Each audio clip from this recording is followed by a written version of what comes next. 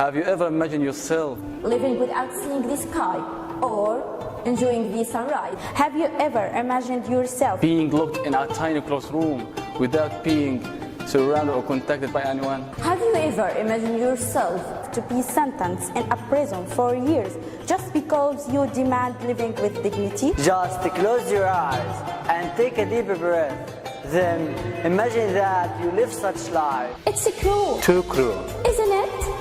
Do you know that there are 6,500 Palestinian prisoners living these conditions and suffer in the Israeli jails? Freedom for Palestinian prisoners. Freedom for Palestinian prisoners. Freedom for Palestinian prisoners. Freedom for Palestinian prisoners. Freedom for Palestinian prisoners. Freedom for Palestinian prisoners. Freedom for Palestinian prisoners.